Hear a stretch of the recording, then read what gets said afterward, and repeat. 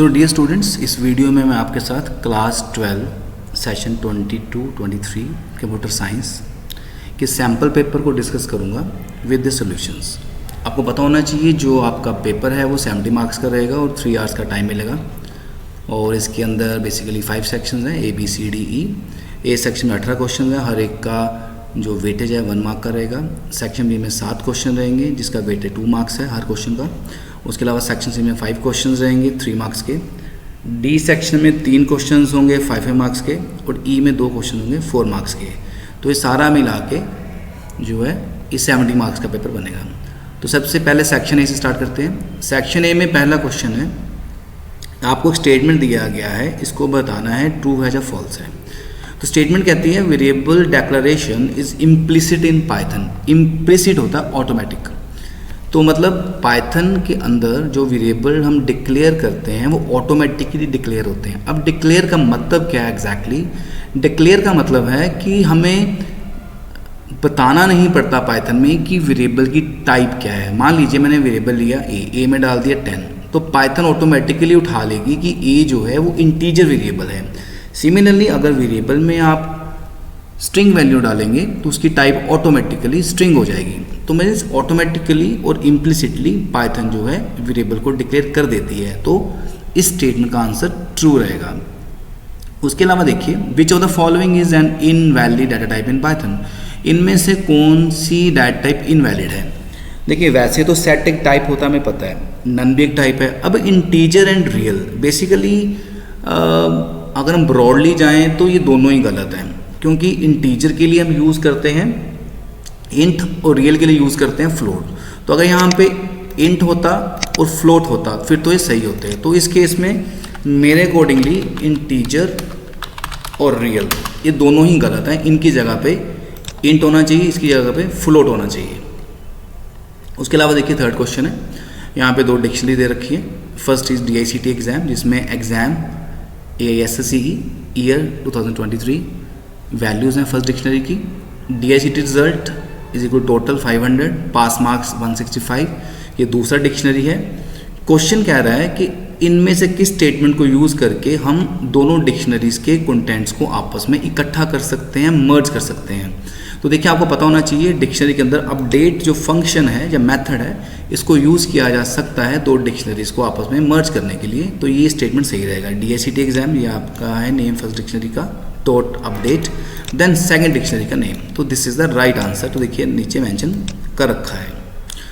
अब उसके अलावा ये देखिए एक स्टेटमेंट है जिसका आपको आंसर निकालना है। तो देखिए आपको पता होना चाहिए इस तरह के एक्सप्रेशन में जो सबसे ज़्यादा प्रायोरिटी रहती है वो नोट की रहती है। तो नोट ट्रू जो है इसका आंसर बनेगा फॉल्स, मतलब ट्रू का उल्टा फॉल्स होता है। एंड एज इट इज रहेगा, यहाँ फॉल्स आ जाएगा और यहाँ पे ट्रू रहेगा। उसके बाद अगली प्रायोरिटी होती है एंड की। तो पहले एंड सॉल्व होगा, फॉल्स एंड फॉल्स। तो हमें पता है फॉल्स एंड फॉल्स, फॉल्स होता है और ट्रू। और में यदि एक भी ट्रू है तो ट्रू रहेगा, तो इसका आंसर जो है ट्रू आएगा। तो हमारा राइट आंसर ट्रू है। ये देखिए अब हमें एक स्ट्रिंग दे रखा है year 2022 at all the best and variable A में इसको पुट कर दिया गया है। अब यहाँ लिखा हुआ है a.split2। split 2 का मतलब है कि यहाँ पे भी 2 आएगा, ये उसको स्प्लिट कर देगा वहाँ से। तो स्प्लिट का मतलब है कि ये इस स्ट्रिंग को 2 के अकॉर्डिंग ब्रेक करके एक लिस्ट जनरेट करेगा। तो अभी दोबारा से जब इस कमांड को हम चलाएंगे तो एक लिस्ट बनेगी जिसके एलिमेंट्स कुछ इस तरह से होंगे। ये देखिए ये सेम है, स्प्लिट करा उसको 2 के अकॉर्डिंगली। तो इसमें बनेंगे 4 एलिमेंट्स। पहला एलिमेंट हो गया पहले 2 से पहले वाला, ये देखिए इस तरह से। दूसरा 0 है। अब यहाँ पे क्योंकि 2 2 बार आ रहा है तो स्प्लिट करेगा तो एक ब्लैंक तो लेगा ये, ठीक है। एंड उसके बाद फिर एट ऑल दी बेस्ट। तो ये बेसिकली एलिमेंट 4 बनेंगे। ये 0 वाला, ये 1 है, ये 2 है और ये पूरा 3 है। तभी देखिए क्वेश्चन के अंदर A0 मीन्स इतना पार्ट यहाँ तक। उसके बाद A1 मीन्स 0, ये देखिए इसका आउटपुट 0 है। एंड देन A3 मतलब अगला वाला पार्ट। क्योंकि A2 ब्लैंक था तो यहाँ पे नहीं मेंशन करा गया। तो आउटपुट आएगा A0 की value here this, then dot का सिंबल बीच में, देन A1 की वैल्यू 0, देन फिर डॉट के बाद A3 की value at all the best. तो this is the right answer. Which of the following mode in file opening statement results or generates an error if the file does not exist? इनमें से कौन सा है जो error generate करेगा अगर file exist नहीं करती है? तो इसमें देखिए R प्लस राइट आंसर है। A प्लस का मतलब होता है अपेंड मोड विद रीडिंग, मतलब अगर फाइल नहीं बनी है तो ये क्रिएट कर देगा। सिमिलरली W प्लस भी सेम है, अगर फाइल नहीं बनी है तो क्रिएट कर देगा, मगर R प्लस में अगर फाइल एग्जिस्ट नहीं करती है तो एरर देगा। तो ये आपका राइट आंसर है। R मीन्स रीड, तो R रीड मोड में फाइल का एग्जिस्ट होना ज़रूरी है। ये Philips and dash command is use to remove primary key from the table in SQL. किस कमांड का यूज़ करके हम टेबल में से प्राइमरी की को रिमूव कर सकते हैं? तो उसके लिए ऑल्टर है, बेसिकली ऑल्टर टेबल कमांड है जिसके थ्रू प्राइमरी की ऐड भी हो सकती है और रिमूव भी हो सकती है। तो alter is the right answer. Which of the following commands will delete the table from MySQL database? किस कमांड से हम डाटाबेस में से टेबल को डिलीट कर सकते हैं? तो उसके लिए देखिए कमांड है ड्रॉप टेबल। तो ड्रॉप टेबल कमांड का काम होता है किसी डाटाबेस में से किसी टेबल को परमानेंटली डिलीट करना। तो वही इस कमांड का क्वेश्चन था। विच of the following statement would give an error after executing in the following code? इनमें से कौन कौन सी स्टेटमेंट एरर देंगी? तो देखिए फर्स्ट लाइन है, इसमें स्टेटमेंट 1 में एक वेरिएबल ले रखा है, इसमें डाल दे वेलकम टू क्लास 12। उसके बाद स्टेटमेंट 2 में प्रिंट एस, ये सही है, फर्स्ट में भी कोई प्रॉब्लम नहीं है, सेकंड में कोई प्रॉब्लम नहीं है। थर्ड एस में डाल दिया thank you, it's okay, no problem. S 0 is equal to at का सिंबल। अब मुझे फर्स्ट एलिमेंट की जगह पे डालना है ऐड, तो आपको पता होना चाहिए स्ट्रिंग्स जो हैं वो मॉडिफिकेशन अलाउ नहीं करती हैं क्योंकि वो इम्यूटेबल होती हैं। तो इस केस में स्टेटमेंट 4 में एरर है, तो statement 4 is the right answer. Dash is a known key attribute whose values are derived from primary key of some other table. ऐसा कौन सा फील्ड है जिसकी वैल्यू किसी दूसरे टेबल के प्राइमरी की से ड्राइव होती हैं? तो बड़ा सिंपल है, तो फॉरेन की है जी। The answer of this is foreign key, यहाँ पे बी लिखा आएगा ए की जगह पे। So this is right answer. Correct syntax of seek. Seek function का बेसिकली पर्पस होता है फाइल के अंदर पॉइंटर को जंप करवाना। तो इसका जो सही सिंटैक्स है वो होता है file object dot function seek, then offset. Offset होता है कि कितना जंप करना है, कितना बाइट्स। रेफरेंस पॉइंट होता है कहाँ से जंप करना है। इसमें 3 वैल्यूज होती हैं, 0, 1 एंड 2। 0 होता है बिगिनिंग, 1 होता है करंट एंड 2 होता है and. So A is the right answer. Select statement when combined with dash clause returns the code without repetition. Select के साथ किस क्लॉज का यूज़ करके जो रिकॉर्ड्स हैं वो यूनिकली शो होते हैं, वैसे इसका मतलब ये है।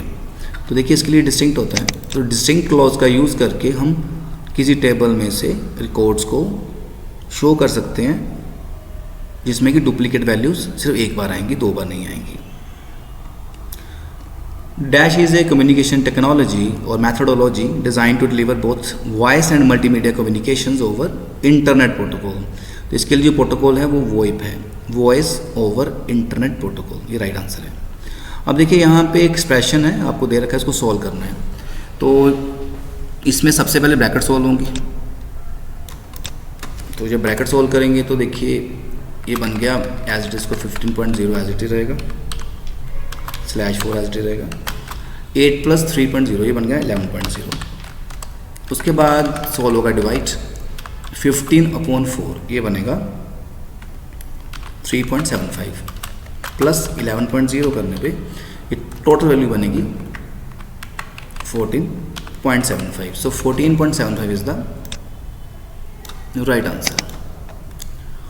Which function is used to display total number of records from table in a database? किसी database में से मुझे सारे रिकॉर्ड्स देखने, कितने रिकॉर्ड्स हैं उसका काउंट देखना है, तो उसके लिए काउंट स्टार फंक्शन का यूज़ किया जा सकता है। तो इस क्वेश्चन का आंसर सी है। To establish a connection between Python and SQL database, connect is used. Python SQL के साथ कनेक्टिविटी करने के लिए कनेक्ट मेथड का यूज़ किया जाता है। विच of the following arguments may not necessary be given while calling connect, इसमें से किस आर्गूमेंट को हम छोड़ सकते हैं जब हमें डाटाबेस के साथ कनेक्ट करना है। तो देखिए आपको पता होना चाहिए, होस्ट तो हो गया कंप्यूटर का नाम आप कह सकते हो, जिसमें कि मोस्ट कॉमनली हम यूज़ करते हैं local host. Local host keyword है जो लोकल सर्वर को प्रेजेंट करता है, या 127.0.0.1 ये दोनों वैल्यूज़ जो हैं हम जनरली लोकल सर्वर के लिए यूज़ करते हैं। तो होस्ट तो मैंडेटरी है। उसके बाद यूज़र नेम पासवर्ड भी चाहिए, बिना इसके तो हम कनेक्ट कर नहीं सकते। डाटाबेस को हम स्किप कर सकते हैं क्योंकि डाटाबेस के मतलब आपका लोकल सर्वर है, उसके साथ कनेक्ट होने के बाद डाटाबेस को अलग लाइन में भी कनेक्ट किया जा सकता है। तो कनेक्ट के अंदर हम डाटाबेस को मेंशन करना ज़रूरी नहीं होता है। तो database is the right answer. अब 17 और 18 दोनों क्वेश्चन जो हैं वो हैं असर्शन एंड रीजनिंग बेस्ड। तो देखिए इसमें अगर तो ए और आर, असर्शन और रीजनिंग अगर दोनों ट्रू हों तो आएगा R is the correct explanation of A. और अगर ए और आर ट्रू हैं दोनों, लेकिन आर ए को एक्सप्लेन नहीं करता, तो बी आंसर होना चाहिए। सी होना चाहिए अगर ए ट्रू है और आर फॉल्स है, और डी होना चाहिए अगर ए फॉल्स और आर ट्रू है। तो देखिए पहला आर्गूमेंट है जो असर्शन है, वो कह रहा है if arguments in a function called statement match the number and order of arguments as defined in the function definition, such arguments are called positional arguments. कहता फंक्शन कॉल स्टेटमेंट के अंदर जब हम किसी फंक्शन को कॉल करते हैं, अगर उसके आर्गूमेंट्स नंबर में और ऑर्डर में मैच कर जाएं तो उसको बोलते हैं पोजिशनल आर्गूमेंट्स। तो ये तो सही है। एंड रीजनिंग कह रही है during a function call the argument list first contains default arguments followed by positional arguments. Basically आपको पता होना चाहिए जो डिफ़ॉल्ट आर्गूमेंट्स हैं वो हमेशा बाद में आते हैं, मतलब राइट टू लेफ्ट चलते हैं। तो जो रीजनिंग है वो गलत है, इसलिए इसका आंसर है A is true but R is false, means C. अगला देखिए CSV comma separated values is a file format for data storage which looks like a text file. CSV एक फॉर्मेट है फाइल को स्टोर करने का जो कि टेक्स्ट फाइल की तरह होता है। तो ये सही है basically. And reasoning says the information is organised with one record on each line and each field is separated by comma. अब हमें पता है कि CSV फाइल के अंदर इंफॉर्मेशन को हम रिकॉर्ड्स की तरह डालते हैं, हर लाइन पर अलग अलग, और हर फील्ड के बाद में कॉमा आता है। तो देखिए दोनों के दोनों ट्रू हैं, तो इसका आंसर है both A and R are true and R is the correct explanation. तो जो रीजनिंग है वो असर्शन को सही तरह से डिफाइन कर रही है, तो इसलिए इसका आंसर जो है वो ए आएगा। Both A and R are true and R is the correct explanation for A. उसके बाद है सेक्शन बी। ये देखिए कोई कोड दे रखा हमें, ये बोला गया है कि इसमें कुछ एरर्स हैं जो आपको फाइंड करने हैं और कोड को रीराइट करना है और करेक्शंस को अंडरलाइन भी करना है। तो देखिए सबसे पहले डेफ प्राइम, डेफ तो कीवर्ड है और प्राइम फंक्शन का नाम है जो मैंने बनाया है, तो इट्स ओके, इसमें कोई प्रॉब्लम नहीं है। उसके बाद नेक्स्ट लाइन पे आ जाइए, and quint input enter number to check, इसमें भी कोई दिक्कत नहीं है, सही है ये। For I in range 2, and /2, इसमें भी प्रॉब्लम नहीं है, ये भी सही है। If n% i is equal to 0, अब यहाँ पे दिक्कत है, जब भी कंपैरिजन होगा यहाँ पे डबल इक्वल टू आना चाहिए, तो ये यहाँ पे दिक्कत है इस जगह पे, तो यहाँ पे डबल इक्वल टू आएगा, तो अंडरलाइंस को कर सकते हैं। उसके बाद print number is not prime, इस लाइन में कोई दिक्कत नहीं है, सही है ये। उसके बाद ब्रेक है, ये भी सही है, कोई प्रॉब्लम नहीं है।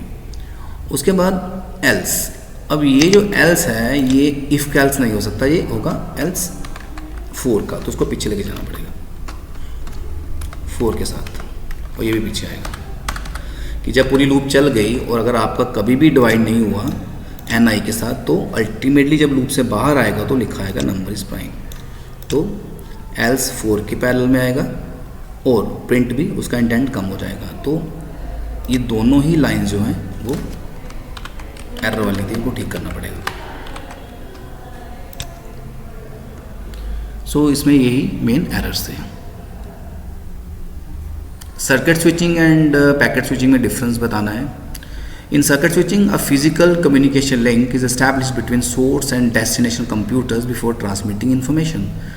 सर्किट स्विचिंग में सोर्स कंप्यूटर और डेस्टिनेशन कंप्यूटर दोनों के बीच में एक फिजिकल कनेक्शन का लिंक एस्टैब्लिश होना ज़रूरी है डाटा को ट्रांसमिट करने से पहले। And in packet switching information is transferred from source computer to destination computer in the form of fix size blocks known as packets. Packet switching में जब भी डेटा ट्रांसफ़र होता है एक कंप्यूटर से दूसरे कंप्यूटर में, वो जाता है फिक्स साइज ब्लॉक्स के अंदर जिन्हें पैकेट्स बोलते हैं। इसका लाइव एग्जांपल हम देखते हैं। हम कभी एसएमएस करते हैं किसी को, तो एसएमएस का साइज़ अगर बहुत बड़ा है तो वो टुकड़ों में जाएगा। तो मीन्स कि एसएमएस के अंदर एक लिमिट होता है डाटा को भेजने का। उस लिमिट के बाहर अगर आपका मैसेज चला जाता है, कंटेंट बढ़ जाता है, तो उसको ब्रेक कर देगा 2 या 3 पार्ट्स के अंदर। तो उस टेक्नोलॉजी को बेसिकली पैकेट स्विचिंग का नाम दिया गया है। इसमें एक चॉइस थी क्वेश्चन पेपर के अंदर, difference between XML and HTML। देखिए सबसे पहले आप फुल फॉर्म डाल दीजिए। HTML stand for hypertext markup language और XML की फुल फॉर्म होती है एक्सटेंसिबल मार्कअप लैंग्वेज।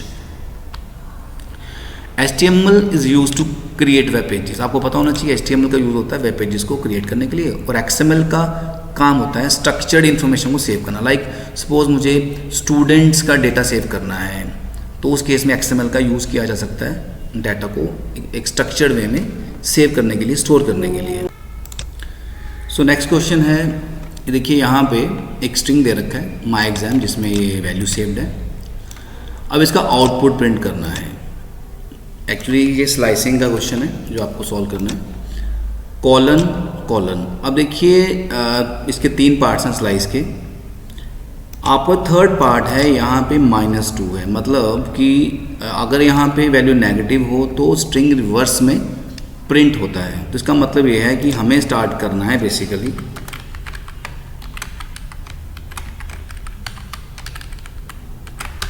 -1 से,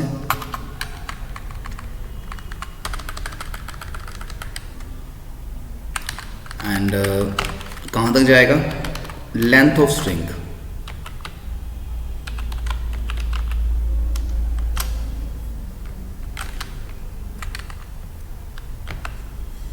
माइनस लेंथ तक। मतलब जैसे मान लो इसकी लेंथ जो है तो 25 इसकी लेंथ है स्ट्रिंग की, तो मीन्स ये स्टार्ट होगा -1 से कहाँ तक जाएगा, -25 तक, लेकिन 2 के गैप पे। अब देखिए सबसे पहले शो होगा -1 वाला, मतलब एट, लास्ट वाला एट, फिर 2 के गैप पे ए वाला 2, फिर 2 के गैप पे this, then space, then O, then T, then N, then M, and then X. उसके बाद में फिर स्पेस आएगा, स्पेस के बाद एस आएगा, एस के बाद सी आएगा, उसी के बाद एट आएगा। तो देखिए इस तरह से आउटपुट आएगा। उसके बाद नेक्स्ट है right output of the code below. अब देखिए यहाँ पे एक डिक्शनरी दे रखा है माई डिक्ट नाम से, जिसमें नेम अमन, एज 26 की वैल्यूज़ हैं। एज को मुझे मॉडिफाई करना है 27 के साथ, तो लिखा हुआ माई डिक्ट एज इज इक्वल 27। और देखिए माई डिक्ट एड्रेस, अब एड्रेस ऑलरेडी डिक्शनरी में नहीं था, तो इसका मतलब इससे क्या होगा, एक न्यू एलिमेंट, एक न्यू वैल्यू बन जाएगी उसके अंदर, डिक्शनरी के अंदर। एड्रेस की होगा, डेली वैल्यू होगा। Print my dict dot items, my dict is the name of dictionary, dot items लिखने से सारी की सारी वैल्यू जो डिक्शनरी के अंदर हैं they will be shown like this. पहला था नेम अमन, पहला की वैल्यू पे एक टपल की फॉर्म में आएगा, कॉमा, देन अगला एज 27 हो चुका था, एंड देन जो लास्ट में ऐड किया हमने एड्रेस वाला, तो इसका आउटपुट इस तरह से आएगा। Explain the use of foreign key in a relational database management system, give example in your spot. तो हमें बताना है कि फॉरेन की का यूज़ क्या है और उसका एग्जाम्पल भी देना है। तो foreign key is a field whose values are derived from primary key of another table. Foreign key ऐसा फील्ड है जिसकी वैल्यूज़ किसी दूसरे टेबल के प्राइमरी की से डिराइव होती हैं, और फॉरेन की का यूज़ किया जा सकता है 2 टेबल्स के बीच में लिंक इस्टेब्लिश करने के लिए। तो देखिए विद एग्जाम्पल आपको ये भी क्लियर हो जाएगा। ये देखिए एग्जाम्पल ये रखा मैंने, वो मेरे पास यहाँ पे देखिए 2 टेबल्स हैं, employ table and department table. Employ table में मेरे पास फील्ड्स हैं EMP ID, EMP name, EMP age and DEPT ID। और सिमिलरली डिपार्टमेंट टेबल में फील्ड्स हैं DPT ID, DPT name, DPT zone. तो ये एम्प्लॉय टेबल ऑलरेडी है मेरे पास। आई वांट कि मेरा जो डिपार्टमेंट टेबल है उसमें डिपार्टमेंट टेबल में जो प्राइमरी की है DPT ID, सिर्फ वही वैल्यू जानी चाहिए एम्प्लॉय टेबल के अंदर। तो इसका मतलब जो आपका DPT ID फील्ड जो डिपार्टमेंट टेबल के अंदर है वो एक्ट करेगा as a foreign key for employ table. That means इस DPT ID की वैल्यू जो है वो डिपार्टमेंट टेबल के DPT ID से ही आएंगी। मतलब जो वैल्यूज़ डिपार्टमेंट टेबल में DPT ID की हैं सिर्फ वही वैल्यू हम एम्प्लॉय टेबल में डाल सकते हैं, बाकी नहीं डाल सकते हैं। डालेंगे तो एरर जनरेट होगा। तो ये फॉरेन की का एग्जाम्पल था। उसके बाद फुल फॉर्म्स हैं SMTP और PPP की। SMTP का फुल फॉर्म रहता है सिंपल मेल ट्रांसफ़र प्रोटोकॉल और PPP का फुल फॉर्म होता है पॉइंट टू पॉइंट प्रोटोकॉल।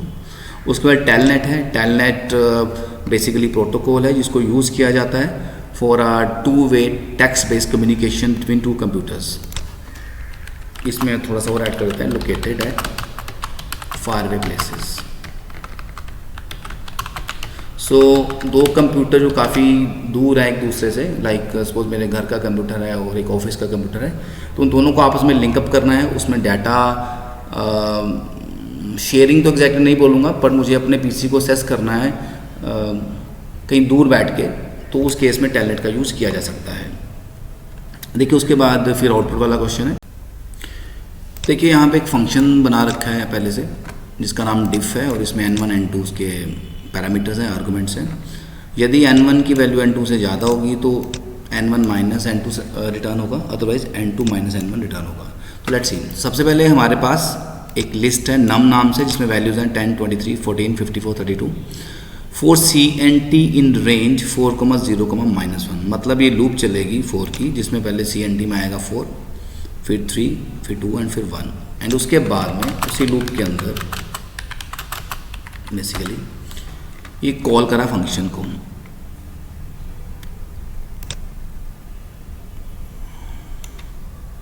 देखिए नम CNT, अब CNT में पहले आ चुका है 4, तो A इज इक्वल नम 4। नम 4 है 32, तो नम 4 में आ गया 32 पहली बार।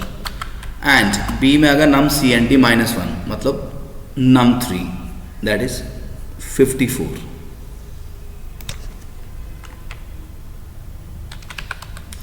उसके बाद में प्रिंट के अंदर डिफ फंक्शन को कॉल करा गया है। A goes to N1, B goes to N2। अब A 32 था, B 54 है, मतलब N1 N2 से बड़ा नहीं है, तो एल्स वाला पार्ट चलेगा N2 minus N1। 54 minus 32 means 22 जो है वो इस जगह पे शो होगा, फॉलोड बाय हैश। उसके बाद CNT में चला गया 3। A इज इक्वल टू नम 3। नम 3 है 54 एंड नम 3 माइनस मतलब नम 2 है, that is 14। Again def call हुआ, 54 चला गया N1 में, 14 चला गया N2 में। अब N1 N2 से बड़ा है, 54 14 से बड़ा है, तो अभी N1 माइनस N2 मतलब 54 माइनस 14 40 जो है वो इस जगह पे शो होगा, फॉलोड बाय हैश। ये एंड लिखने की वजह से सेम लाइन में आ रहे हैं। उसके बाद में CNT में आ गया है 2, नम 2, नम 2 है 14 and CNT minus 1 means num 1, num 1 is 23।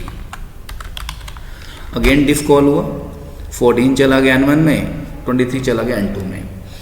Condition is false, तो एल्स वाला पार्ट चलेगा N2 minus N1, 23 minus 14 it is 9, तो इस जगह पे 9 प्रिंट होगा, फॉलोड बाय हैश।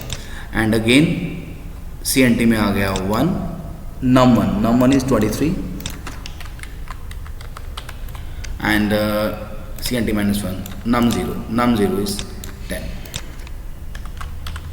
तो अगेन फंक्शन इज कॉल्ड, अभी 23 चला गया N1 में, B 10 चला गया N2 में। 23 10 से बड़ा होता है तो रिटर्न होगा 23 माइनस 10 मीन्स 13 चला गया इस जगह पे, यहाँ पे 13 प्रिंट होगा, फॉलोड बाय हैश, तो ये आपका आउटपुट है। अब नेक्स्ट देखिए, अगले के अंदर भी आउटपुट निकालना है मेरे को। यहाँ पे टप्पल दे रखा है जिसमें वैल्यूज़ हैं 11, 22, 33, 44, 55, 66। और मैंने टप्पल को लिस्ट में कन्वर्ट करा, लिस्ट फंक्शन का यूज़ करके। लिस्ट 1 नाम से सेव हो जाएगा।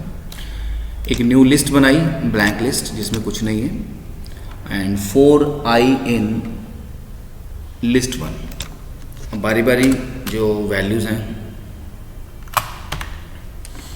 लिस्ट 1 की वो आएंगी i के अंदर, एंड जो उनमें से इवन होंगी वो इस न्यू लिस्ट में चली जाएंगी।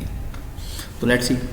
अब फॉर i लिस्ट 1, अब लिस्ट 1 में पहले आएगा 11 आएगा i में। 11 को 2 से डिवाइड करने पर रिमाइंडर 0 नहीं होता है, तो कुछ नहीं हुआ, मतलब ये लाइन नहीं चलेगी, ये एक्चुअली पीछे आएगी। उसके बाद में 22 आ गया i में, 22 को 2 से डिवाइड करा, रिमाइंडर 0 आएगा, तो ये 22 है, ये न्यू लिस्ट में अपेंड हो जाएगा, ऐड हो जाएगा, मतलब लिस्ट में वैल्यू आ चुकी है 22। उसके बाद में अगेन i में आ गया 33, इवन नहीं है तो ऐड नहीं हुआ। देन 44 आया, 44 इवन है, 2 से डिवाइड हो रहा है, तो 44 चला गया न्यू लिस्ट के अंदर, अपेंड हो गया।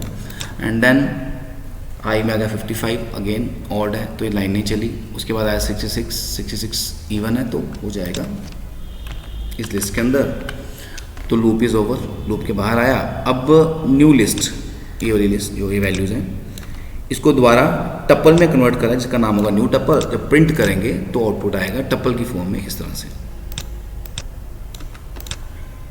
22, 44, 66, जो कि लिस्ट में वैल्यूज थी, अभी टप्पल की फॉर्म में डिस्प्ले होंगी क्योंकि टप्पल में कन्वर्ट करा गया है। उसके बाद डिफरेंस निकालना है काउंट एंड काउंट स्टार के अंदर विद सुटेबल एग्जांपल्स। अब देखिए, काउंट फंक्शन का जो बेसिक यूज़ है वो है कि हमें किसी पर्टिकुलर टेबल में काउंट करना है कि रिकॉर्ड्स कितने हैं। अब हम ओवरऑल भी काउंट कर सकते हैं या किसी फील्ड में भी काउंट कर सकते हैं। तो बेसिकली जो सिंपल काउंट है उसका जो सिंटेक्स होता है वो ये होता है, काउंट एक्सप्रेशन ओब्लिक्स एस्ट्रिक और स्टार। तो एक्सप्रेशन जो यहाँ पे है ये जनरली हम किसी फील्ड का नाम ले सकते हैं, और एस्ट्रिक मीन्स कि टोटल नंबर ऑफ रिकॉर्ड्स। अब दोनों में डिफरेंस क्या है वो देखिए मैंने सपोज एग्जांपल लिखा, select count fees from student. अब स्टूडेंट टेबल में ये फीस फील्ड के अंदर जो वैल्यूज़ हैं उनको काउंट करेगा कितनी वैल्यूज़ हैं, लेकिन ये नल वैल्यूज़ को काउंट नहीं करता। मतलब नॉन नल वैल्यूज़ काउंट होगी, नल वैल्यू काउंट नहीं होगी। सपोज फीस में 4 वैल्यूज़ हैं 20, 50, 60 एंड नल, तो आंसर 3 आएगा, 4 नहीं आएगा, बिकॉज नल को ये काउंट नहीं करता। वेयर जो सेलेक्ट काउंट स्टार है ये ओवरऑल देखेगा कि टोटल रिकॉर्ड्स कितने हैं, ठीक है। तो ये एक बेसिकली काउंट स्टार और सिंपल काउंट फीस में डिफरेंस ये है कि ये नल वैल्यूज़ काउंट नहीं करता, ये ओवरऑल रिकॉर्ड बताता है। उसके अलावा ये नेक्स्ट क्वेश्चन इसमें हमें बताना है कि इनमें से कौन कौन सी कमांड DDL और DML है। तो 4 कमांड्स दे रखे हैं, इंसर्ट, अपडेट, ऑल्टर, ड्रॉप। अच्छा, नॉलेज के लिए मैं बता दूं आपको, DDL में 3 ही कमांड होती हैं, क्रिएट, ऑल्टर एंड ड्रॉप। तो इसमें से सिर्फ ऑल्टर और ड्रॉप जो हैं वो हमारी DDL कमांड्स हैं। एंड इंसर्ट, अपडेट ये DML है। DML में मेनली 4 कमांड्स होती हैं, insert, update, select and delete. तो इसको याद रख लेना कि बेसिकली 4 कमांड DML में होती हैं, insert, update, delete and select, और DDL में 3 होती हैं, ऑल्टर, ड्रॉप एंड क्रिएट। इसके बाद सेक्शन C है, और ये बेसिकली एसक्यूएल बेस्ड क्वेश्चन है। जैसे देखिए यहाँ पे 2 टेबल दे रखे हैं, बैंक अकाउंट एंड ब्रांच, जिसमें कि ए कोड फील्ड है, जिसमें वैल्यूज A01, A02, A03 है। नेम के अंदर अमृता, पार्थोदास, मीराबेन, और टाइप ऑफ अकाउंट्स हैं सेविंग, करंट। और ब्रांच टेबल में ए कोड और सिटीज़ है, जैसे A01 जो दिल्ली में है, A02 मुंबई में है, A01 नागपुर में है। अब यहाँ पे हमें एक एसक्यूएल की क्वेरी दे रखी है, हमें उसका आउटपुट निकालना है। Select star from bank account और ब्रांच टेबल पे नेचुरल ज्वाइन यूज़ करा गया है। अब नेचुरल ज्वाइन क्या करता है कि दोनों टेबल्स में से ये कॉमन फील्ड के बेसिस पे रिकॉर्ड्स को शो कर देगा यहाँ पे वैल्यूज़ मैच करती हैं। जैसे देखिए पहला मेरा रिकॉर्ड यहाँ पे था ए कोड A01, A01 के कॉरस्पॉन्डिंग वैल्यूज़ हैं अमृता एंड सेविंग्स, और इस टेबल में उसके कॉरस्पॉन्डिंग है डेली। तो देखिए आउटपुट आ गया A01 Amrita savings and daily पहला वाला, ये देखिए। उसके बाद सेकंड कोड A02 के लिए Parthodas current and Mumbai, and A03 के लिए मीराबेन करंट एंड नागपुर। तो इस तरह से इसका आउटपुट आएगा। Write output queries 1 to 4 based on table take course given below. अब यहाँ पे एक दूसरा टेबल टेक कोर्स नाम से, इसमें की फील्ड है CID, CNAME, fees, start date and TID।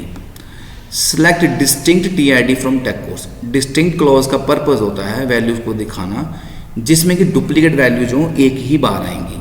तो देखिए जैसे पहले 101 था, अब 101 दो बार आ रहा है लेकिन एक ही बार दिखाएगा। नल आएगा, ऑफकोर्स आएगा। 102 एक बार है तो एक ही बार आएगा। 104 जो था वो भी एक बार है तो एक ही बार आएगा, एंड 103 भी एक बार तो एक ही बार आएगा। मतलब बेसिकली 101 एक ही बार आया बिकॉज डिस्टिंक्ट लग रखा है। हालांकि दो वैल्यूज थी 101 की, बार एक ही बार दिखाएगा। और यदि हम यहाँ से डिस्टिंक्ट हटा देंगे तो 101 दो बार डिस्प्ले होगा। उसके बाद अगला ग्रुप बाय वाला फंक्शन है, बेसिकली कमांड है। Select TID count star. मुझे TID के कॉरस्पॉन्डिंगली रिकॉर्ड्स काउंट करने हैं और फीस का मिनिमम निकालना है। ग्रुपिंग करना है TID फील्ड के अकॉर्डिंगली। यहाँ पे नंबर ऑफ रिकॉर्ड्स 1 से ज़्यादा है, मतलब TID का काउंट 1 से ज़्यादा, सिर्फ उसी रिकॉर्ड के लिए हमें TID दिखाना है, नंबर ऑफ रिकॉर्ड्स बताने हैं और फीस बतानी है मिनिमम क्या होगी। तो देखिए यहाँ पे हमें पता है कि सिर्फ 101 वाला जो वैल्यू है वही दो बार आ रही है, तो मतलब इसी के कॉरस्पॉन्डिंग ही हमारा जो आउटपुट आएगा। देखिए TID का पहला रिकॉर्ड जो है वो है ये वाला पूरा, इसमें हमें दिखाना है TID काउंट स्टार। TID के कितने रिकॉर्ड है? 2 रिकॉर्ड, तो काउंट स्टार हो गया 2, एंड उसके बाद में मिनिमम फीस। अब दोनों में से फीस मिनिमम कितनी है?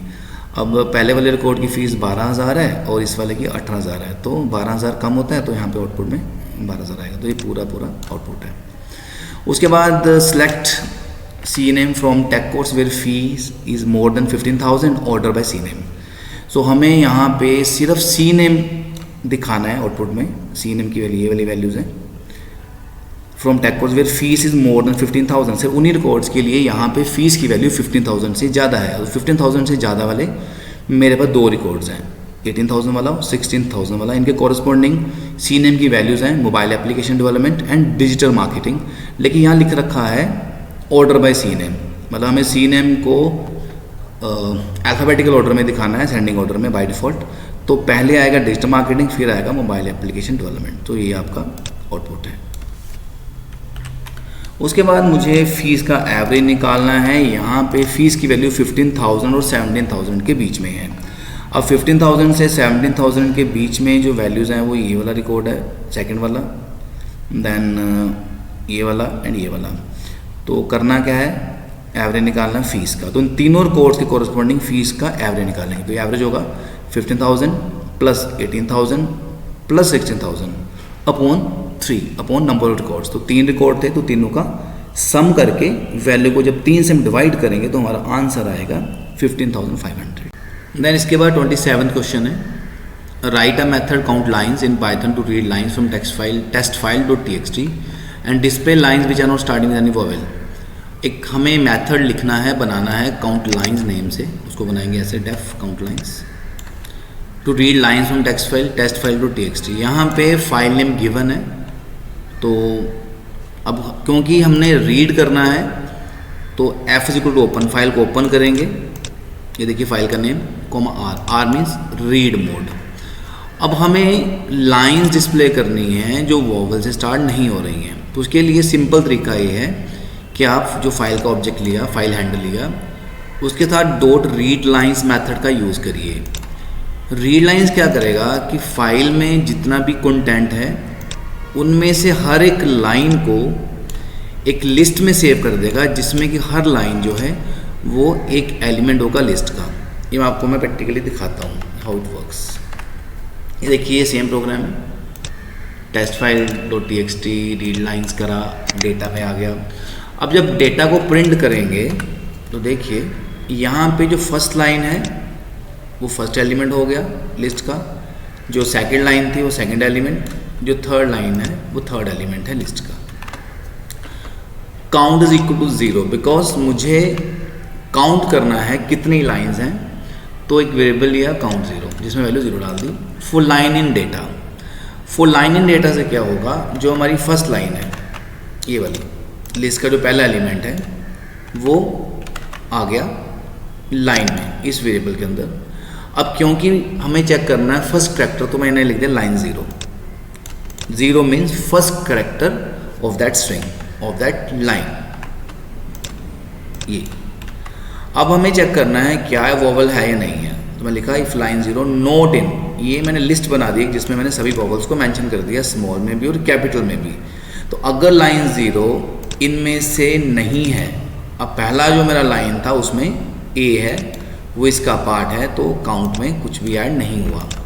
उसके बाद लाइन में आ गया नेक्स्ट लाइन, ये वाला जो कि लिस्ट में सेकंड एलिमेंट है, ये देखिए यहाँ से। अब फर्स्ट एलिमेंट जो फर्स्ट कैरेक्टर है स्ट्रिंग का लिस्ट 0, ये W है जो कि इन वोवल्स का पार्ट नहीं है, तो काउंट में 0 की जगह 1 हो गया। अगेन लाइन में आ गई थर्ड लाइन लिस्ट में से, ये वाला, इसमें फर्स्ट कैरेक्टर A है, अगेन वो वोवल है, तो ये कंडीशन फॉल्स है, काउंट में कुछ भी ऐड नहीं हुआ, लूप खत्म होगी, बाहर आ गया, तो काउंट की वैल्यू जब डिस्प्ले होगी तो वो 1 दिखाएगा।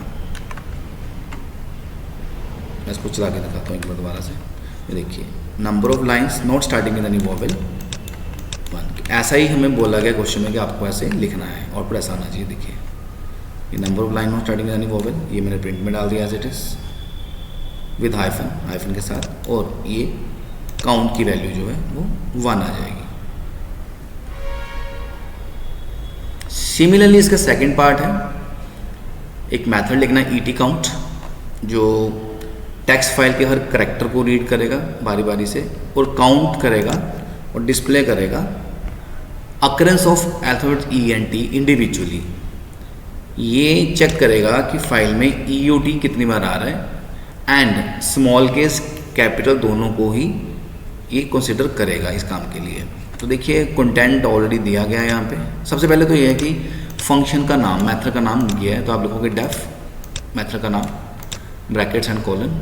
अब फाइल अगेन रीड के लिए बोला गया है, तो फाइल को रीड मोड में ओपन करेंगे जैसे कि पिछले स्टेप में करा, test file to txt, R is for read. अब यहाँ पे बोला गया है करेक्टर, रीड ईच करेक्टर। पिछले में लाइन था इसलिए मैंने लाइंस का यूज़ किया था, अब करेक्टर करना है तो थोड़ा सा जो है वो चेंज हो जाएगा हमारा लिखने का तरीका। तो इसके लिए आई नीड 3 वेरिएबल्स। पहला वेरिएबल यह S इज इक्वल टू, ये एम्प्टी स्ट्रिंग है, खाली है, कुछ नहीं डाला इसके अंदर। उसके बाद count T is equal to 0, actually यहाँ पे स्पेस डाल देना please. Count T 0, count T 0, ये दो मैंने वेरिएबल लिए हैं काउंट करने के लिए कि E कितनी बार आ रहा है और T कितनी बार आ रहा है। वाइल एस का मतलब है जब तक कि फाइल में कुछ कंटेंट है ये चलता रहे, मतलब जब आप ऐसा करो जब तक स्ट्रिंग में कुछ है। वैसे जब क्या होगा, जब फाइल का एंड होगा तो ऑटोमेटिकली ये एक तरह से नन हो जाएगा, जब ब्लैंक हो जाएगा तो वो लूप को टर्मिनेट कर देगा। तो एस में ऑलरेडी मैंने स्पेस डाल रखा है, स्ट्रिंग में कुछ है तो अंदर आ गया लूप के अंदर। एफ डॉट रीड 1, फाइल में से फर्स्ट कैरेक्टर रीड हुआ वो एस में आ गया। अगर एस स्मॉल ई है या कैपिटल ई है तो काउंट ई में एक ऐड हो गया। जैसे मेरी फाइल में पहला कैरेक्टर था टी, अब ई तो नहीं है, फिर यहाँ आ गया इफ़ एस को टी, ऑफकोर्स टी है, तो टी होने की वजह से काउंट टी में एक ऐड हो गया, मतलब 1 हो गया। सिमिलरली नेक्स्ट सेक्टर आ गया ओ, ना ई है ना टी है, तो दोनों में ही कुछ भी ऐड नहीं हुआ, ना काउंट ई में कुछ ऐड हुआ ना ही काउंट टी में कुछ ऐड हुआ। उसके बाद आ गया डी, अगेन डी भी नहीं है, ए भी नहीं है, वाई भी। इस तरह से बारी बारी ये कैरेक्टर चेक करता रहेगा और यहाँ पे इसको टी या ई मिलेगा, उसके अकॉर्डिंगली ये काउंट ई में या काउंट टी में एक ऐड करता रहेगा। अब जब फाइल का सारा कंटेंट रीड हो गया तो लूप टर्मिनेट हो जाएगी। मीन्स जब अब ये मान लो कि जब फाइल टर्मिनेट होगी या पॉइंटर फाइल के एंड में चला जाएगा तो लूप से बाहर आ जाएगा और यहाँ पे ई और ई, ये क्योंकि मेंशन है कि आपको ऐसे ही आउटपुट देना है तो ये लिख दिया as it is. Then count E की वैल्यू यहाँ शो हो जाएगी and again for next line T और टी एज इट इज़ यहाँ प्रिंट के अंदर, और काउंट ई की वैल्यू प्रिंट हो जाएगी। और फाइल का क्लोज करना ज़रूरी है। तो इस तरह से इसका सेकंड पार्ट भी हो गया। तो एक इसमें देखा आपने नोट किया होगा थोड़ा सा डिफरेंस है, पहले वाले में हमने यूज़ करा काउंट लाइंस, यहाँ हमने यूज़ करा है रीड वन। तो ये रीड वन का काम है फाइल में से कंटेंट को करैक्टर बाय करैक्टर रीड करना। देखिए उसके बाद हमारे पास एसक्यूएल की क्वेरीज हैं जो टेबल्स के बेस पे हमें करनी है, जिसमें टीचर एंड प्लेसमेंट दो टेबल हैं, ये टीचर का टेबल है और ये प्लेसमेंट का टेबल है। तो देखिए पहली क्वेरी है select department comma AVG salary. अब डिपार्टमेंट यहाँ है और यहाँ पे भी है, दोनों टेबल में है। एवीजी सैलरी, सैलरी का एवरेज निकालना है from teacher group by department, department के अकॉर्डिंग ग्रुपिंग करनी है और एवरेज निकालना है सैलरीज का। तो देखिए सबसे पहले हम देखते हैं डिपार्टमेंट। पहला डिपार्टमेंट कंप्यूटर है, कंप्यूटर के रिकॉर्ड्स हैं 1 एंड 2, इसके 2 रिकॉर्ड्स हैं एंड इसके अकॉर्डिंग जो सैलरीज हैं वो है 12,000 एंड 21,000। तो 21,000 प्लस 12,000 अपॉन 2 करेंगे तो उसका एवरेज निकल आएगा। तो देखिए लिखा गया कंप्यूटर साइंस 16,500 उसका एवरेज होगा। सिमिलरली अगला सब्जेक्ट है हिस्ट्री, हिस्ट्री के 1, 2 और 3 रिकॉर्ड्स हैं, इसके कॉरस्पॉन्डिंग 20,000 प्लस 40,000 प्लस 30,000, तो ये बन गया 90,000 अपॉन 3 करने पे इसका एवरेज निकल आएगा। तो यहाँ पे लिखा गया 30,000। सिमिलरली मैथमेटिक्स के लिए 1, 2, 3 रिकॉर्ड्स हैं, 30,000 प्लस 25,000 प्लस 20,000, तो इनको एडअप करके अपॉन 3 करेंगे तो एवरेज निकल आएगा। तो इस तरह से मैथमेटिक्स के कॉरस्पॉन्डिंग 25,000 लिखा आएगा। Select max date of join, min date of join. Max होता है लार्जेस्ट डेट, आप कह लो लेटेस्ट डेट, एंड मिन हो गया अर्लीस्ट डेट जो टेबल में दे रखी है। तो देखिए यहाँ पे ईयर्स देखते हैं सबसे पहले हम 19, 17, 20, 18, 21 जो है वो हमारी लेटेस्ट डेट है, तो ये तो हो गया मैक्स डेट 2021 9/5। मिन डेट में हमने देखना ईयर जो सबसे पुराना हो, सबसे पहला हो, तो इसमें से सबसे पहला 17 है 2017, तो दिस विल बी द मिन डेट, मिनिमम डेट। ये देखिए तो इस तरह से स्पेस छोड़ के इनको लिख सकते हैं। उसके बाद है कि हमें नेम, सैलरी और डिपार्टमेंट दिखाना है। इसमें दोनों टेबल्स का यूज़ करा गया है। तो पहले देखते हैं नेम कहाँ पे है, ये रहा नेम, ये रहा सैलरी।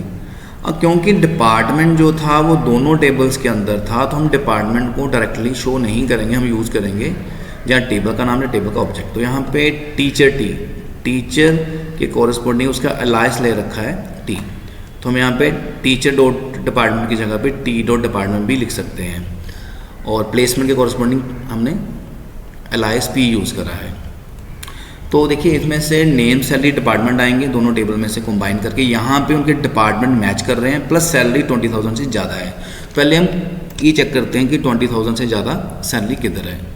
तो इस टेबल में 20,000 से ज़्यादा सैलरी जो है वो है 3rd रिकॉर्ड में, एंड 20,000 में हमारे पास जो है 3rd रिकॉर्ड है, 4th है, 5th है, 6th है एंड 7th है। हमारे पास बेसिकली ये सारे के सारे 20,000 से ज़्यादा हैं, 3, 4, 5, 6 एंड 7 वाले। एंड यहाँ पे प्लस उनके डिपार्टमेंट भी मैच करने चाहिए। तो पहले हम बात करते हैं रणदीप की, इसका डिपार्टमेंट मैथमेटिक्स है, तो यहाँ पे मैथमेटिक्स की कॉरस्पॉन्डिंग जयपुर है। तो यहाँ लिखा आएगा रणदीप मैथमेटिक्स एंड जयपुर। देखिए वेट अ मिनट, मैथमेटिक्स के अकॉर्डिंगली हाँ जयपुर आएगा, यहाँ पे नागपुर नहीं आएगा, जयपुर आएगा।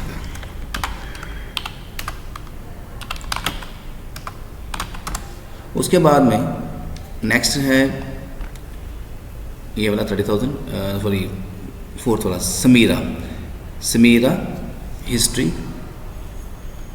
40,000 वाला। हिस्ट्री के कॉरस्पॉन्डिंग यहाँ पे दूसरे टेबल में अहमदाबाद है, तो हम रिकॉर्ड लिखेंगे समीरा,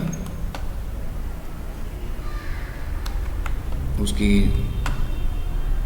सैलरी पहले आएगी, समीरा की सैलरी 40,000 है।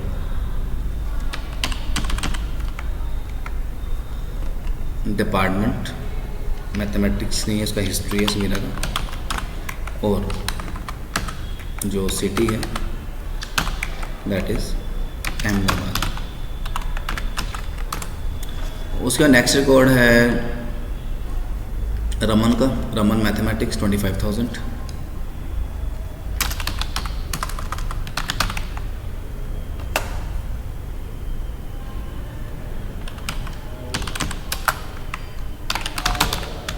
मैथमेटिक्स के कॉरस्पॉन्डिंग जो प्लेस है वो जयपुर है, तो दोबारा से जयपुर लिखा आएगा।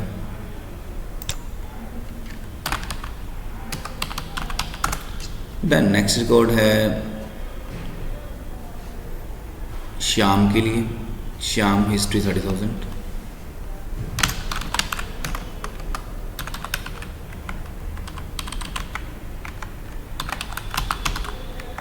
एंड हिस्ट्री के कॉरस्पॉन्डिंग अहमदाबाद है, मैं पहले भी कर रहा है, तो city will be Ahmedabad. And then उसके बाद में शाम के बाद है शिव, शिव है कंप्यूटर साइंस 21,000।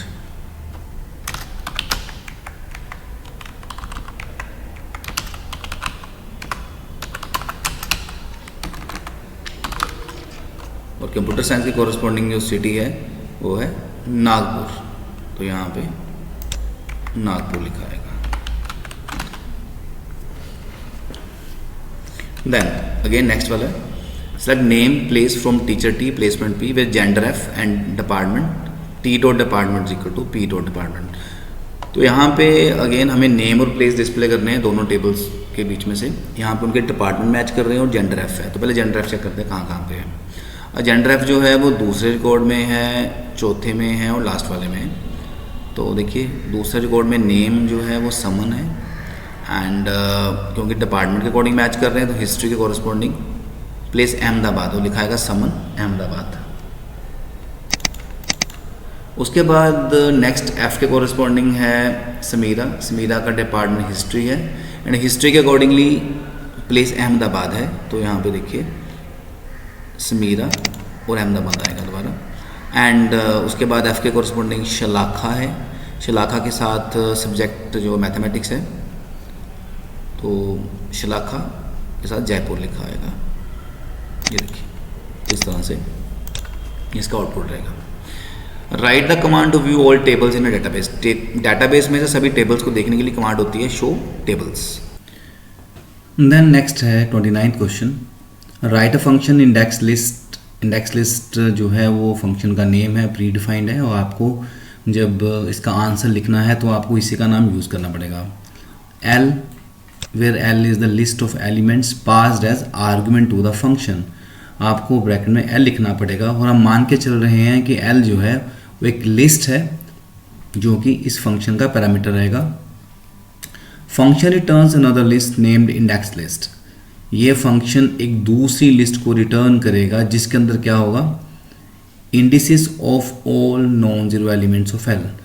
जो एल यहाँ पे एज एन आर्गुमेंट आया है उसमें से जो एलिमेंट नॉन जीरो है, देखिए लिस्ट का एग्जांपल दे रखा है यहाँ पे 12, 4, 11 एंड 56, ये चारों नॉन जीरो एलिमेंट्स हैं। तो इनके इंडेक्सेस को एक न्यू लिस्ट में डाल के जिसका नाम होगा इंडेक्स लिस्ट रिटर्न करना है। तो देखिए इसको कुछ ऐसे बनाएंगे, def name of the function जो यहाँ दे रखा है, ब्रैकेट में एल है। अब मैंने यहाँ पे एक लिस्ट को डिक्लेयर करा है जिसका नाम है इंडेक्स लिस्ट। तो ये एक एम्प्टी लिस्ट है, इसमें कुछ नहीं है ऑलरेडी, और मैंने लूप लगा दी for I in range length of L. तो इससे क्या होगा, ये जो लूप चलेगी वो चलेगी 0 से लेंथ ऑफ लिस्ट। अब मैं मान के चल रहा हूँ मेरे पास ये लिस्ट है जिसमें कि 6 एलिमेंट्स हैं, तो लेंथ होगा 6, तो मीन्स ये लूप चलेगी 0, 1, 2, 3, 4 एंड 5 तक, बिकॉज 6 जो है लास्ट वैल्यू है तो उससे कम तक जाएगा। अब देखिए आई में पहले आ गया 0, इफ़ एल ज़ीरो क्या है 12 इज नॉट इक्वल टू 0, इसको कंपेयर करा गया 0 के साथ। अगर 0 नहीं है तो क्या होगा, इस लिस्ट में मुझे इसका इंडेक्स अपेंड करना है, तो मैं लिख दिया इंडेक्सेस डॉट अपेंड आई। अपेंड मतलब इस लिस्ट में ऐड करना है। सिमिलरली आई हो गया 1, आई में 1 जाएगा। इफ़ L1 भी 0 नहीं है तो इसका इंडेक्स भी जो है, जो आई है 1 है, वो इंडेक्स लिस्ट के लास्ट में ऐड हो गया। देन आई में चला गया 2, L2 0 है तो ये कंडीशन फॉल्स है, तो इंडेक्स लिस्ट में 2 नहीं जाएगा। उसके बाद आई में आ गया 3, L3 है 11 0 नहीं है तो ये इंडेक्स लिस्ट में इसका इंडेक्स चला जाएगा। देन आई में आ गया 4, L4 है 0, अगेन कंडीशन फॉल्स है तो 0 का इंडेक्स जो है वो इंडेक्स लिस्ट में नहीं जाएगा।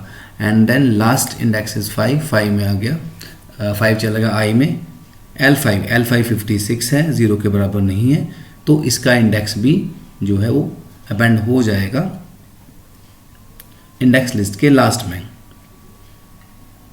क्योंकि अब बोला गया है कि आपको रिटर्न करना है तो यहाँ लास्ट में लिख दिया मैंने रिटर्न, देन इस लिस्ट का नाम जिसमें कि इंडेक्सेस की वैल्यू होंगी 0, 1, 3 एंड 5। उसके बाद क्वेश्चन नंबर 30 है जिसमें कि हमें एक लिस्ट दी गया है, स्ट्रक्चर दिया गया है जिसमें हमें हमारे पास होना चाहिए customer name, phone number and city. Write the following user defined functions to perform given operations on the stack named status. यहाँ पे हम एज्यूम कर रहे हैं कि हमारे पास एक स्टैक है जिसका नाम स्टेटस है, जिसमें कि हमने इस फॉर्मेट में वैल्यूज़ को डालना है।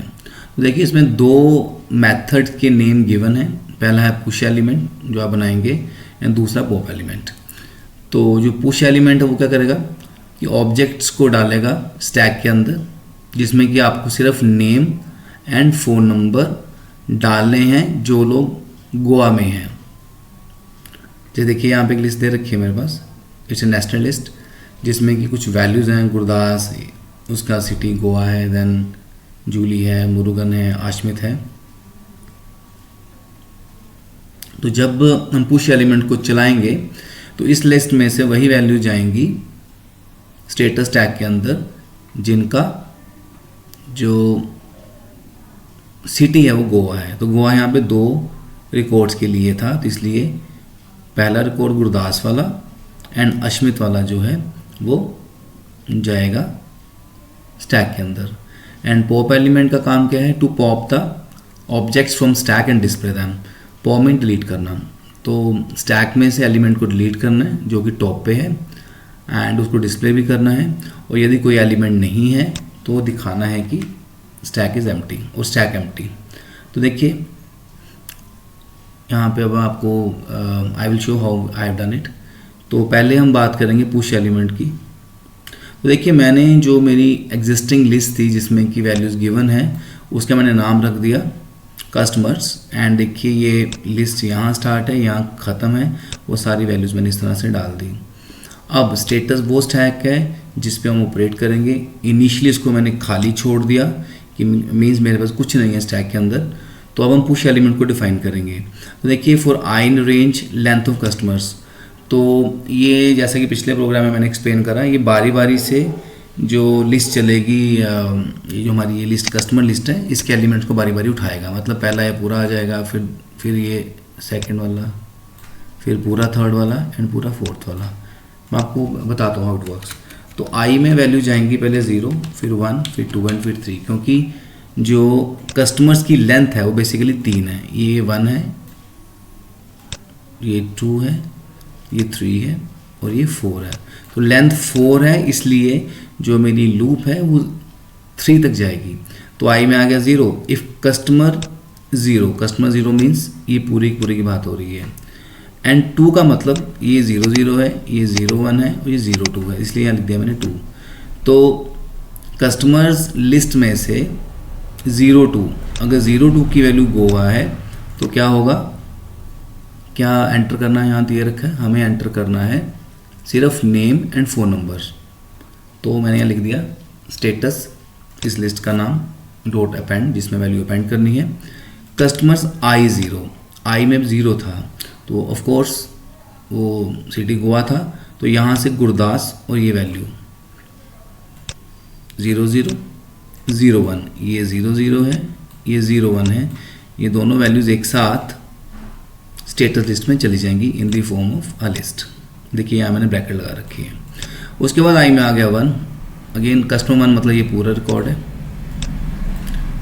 1 2 मतलब मुंबई, तो ये गोवा से मैच नहीं करेगा तो इसका रिकॉर्ड लिस्ट में नहीं जाएगा। अगेन आई में आ गया 2, कस्टमर I2, कस्टमर 2 मीन्स ये कोचिन है, गोवा नहीं है, तो ये भी कोड ऐड नहीं होगा स्टेटस लिस्ट के अंदर, स्टैक के अंदर। एंड देन लास्ट आ गया I1 गया 3, कस्टमर 32 मीन्स गोवा। अब देखिए अश्मित के रिकॉर्ड में गोवा अगेन है, तो स्टेटस स्टैक के अंदर मैंने इसका नेम और इसका जो फ़ोन नंबर है वो डाल दिए हैं। तो इस तरह से पुश एलिमेंट मेथड के अंदर मैंने स्टैक के अंदर वैल्यूज़ डाल दी जो कि इस लिस्ट में यहाँ पे सिटी गोवा था।